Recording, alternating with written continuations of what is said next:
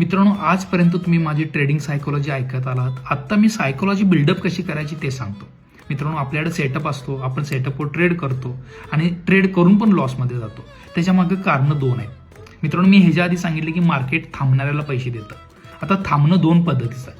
पहिलं थांबणं प्रॉफिट होऊ दे लॉस होऊ दे डिसिप्लिनमध्ये थांबणं, ते थांबणं वेगळं. आणि दुसरं थांबणं सेटअप बनण्यासाठी थांबणं खूप गरजेचं आहे. ह्याला म्हणतात प्रोसेस. आणि या प्रोसेसमध्ये बरीच जण चुकतात.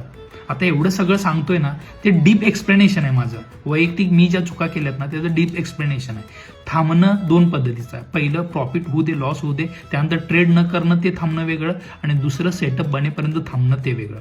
आता या सेटअप बनण्याच्या प्रोसेसमध्ये आपल्याला ओव्हर ट्रेडिंग कसं होतं ते एक्सप्लेन करतो. आपलं ह्युमन ब्रेन आहे ना लवकर बोर होतं आणि जे थांबणं आहे ना त्याला नकोसं वाटतं. त्यामुळे त्या थांबण्यामध्ये तू काय बघतो, सेटअप प्लॅन करतो आणि ट्रेड करतो आणि लॉस करतो. आता बरीच जण ह्या गोष्टी करतात त्यामुळे ते लॉसमध्ये जातात. सेटअप बनायच्या आधी ट्रेड घेतात त्यामुळे लॉसमध्ये जातात. आता ते कव्हर करण्यासाठी पुन्हा ट्रेड करतात, मग ह्यामध्ये ओव्हर ट्रेडिंग होतं आणि लॉस होत जातात. आता फोमोमध्ये ट्रेड कसा होतो ते सांगतो.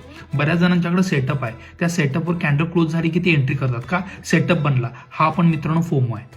सेटअप बनला म्हणजे ट्रेड नाहीये. सेटअप बनल्यानंतर प्राइसनं तुम्हाला सांगितलं पाहिजे की मी वर जायला तयार आहे. कॅन्डल क्लोजिंग म्हणजे कन्फर्मेशन झालं, परंतु प्राइस त्या कॅन्डलचा जो क्लोज आहे त्याच्यावरती जो हाय बनलाय त्याच्यावरती ज्यावेळी प्राइस सस्टेन करत असेल ना त्यावेळी ती प्राइसमध्ये रिअल मोमेंटम आहे आणि तिथं तुम्हाला ट्रेड करणं खूप गरजेचं आहे. बरीच लोक इथं चुकतात. मित्रांनो, मार्केटमध्ये लय बारकावे आहेत, त्यासाठी तुम्हाला मार्केटला वेळ देणं खूप गरजेचं आहे. रिकामं बसणं म्हणजे ट्रेडिंग आहे. म्हणजे रिकामं बसणं म्हणजे काय, सेटअप कसा बनतोय काय बनतंय हे पाहणं म्हणजे ट्रेडिंग आहे. तुम्हाला रिकामं बसायला जमत नाही, तुम्ही त्याच्यामध्ये ट्रेड करायला बघता त्यामुळे लॉस होता. मित्रांनो, बारीक सारी गोष्ट आहे, त्याचा अभ्यास करणं खूप गरजेचं आहे. बरीच जण सेटअप बनत्याला दिसतोय म्हणून ट्रेड करतात, तिथं लॉस जातात.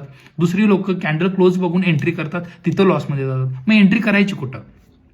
कॅन्डल क्लोज झाल्यानंतर कॅन्डलनं सांगितलं बाबा मी कन्फर्म आहे, माझी प्राइस इथपर्यंत सस्टेन झाली आहे, कन्फर्म आहे. परंतु त्या कॅन्डलच्या वरती जो छोटा हाय बनलेला असतो ना, त्या हायच्या वरती ज्यावेळी कॅन्डल सस्टेन करत असते आणि तिथं तुम्हाला एंट्री प्लॅन करणं खूप गरजेचं आहे. त्यावेळी एसएल गेला जाऊ दे, हा सेटअप वाईज एसएल आहे. परंतु तुमचा फोमो एसएल कुठं आहे की कॅन्डल क्लोज व्हायच्या आधी एंट्री, हा फोमो सेटअप आहे.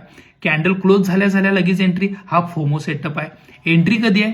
कॅन्डल क्लोज झाल्यानंतर कॅन्डलच्या हायच्या वरती मार्केट सस्टेन करताना दिसतं त्यावेळी एंट्री प्लॅन करणं म्हणजे काय, सेटअप एंट्री आहे. आणि ह्या सगळ्या चुका आपण करत असतो. मित्रांनो, ह्या चुका मी केलेल्या आहेत त्या तुम्ही करू नका. आता बरीच जण म्हणतात तुम्ही ट्रेडिंग सायकोलॉजी शिकवा. मित्रांनो, ह्या जे रील्स आहेत ना ही ट्रेडिंग सायकोलॉजी शिकवणंच आहे, ह्यातनं शिका. आता बरीच जण म्हणतात आम्हाला काय केलं ती सायकोलॉजी डेव्हलप होईना. म्हणजे काय केलंय, तुम्ही एका खांबाला पकडलाय आणि म्हणताय मला सोडा. मित्रांनो, हे सोडणं कुणाच्या हातात आहे? तुमच्या हातात आहे. जोपर्यंत तुम्ही खांब सोडत नाही तोपर्यंत तुम्ही प्रॉफिटेबल होत नाही.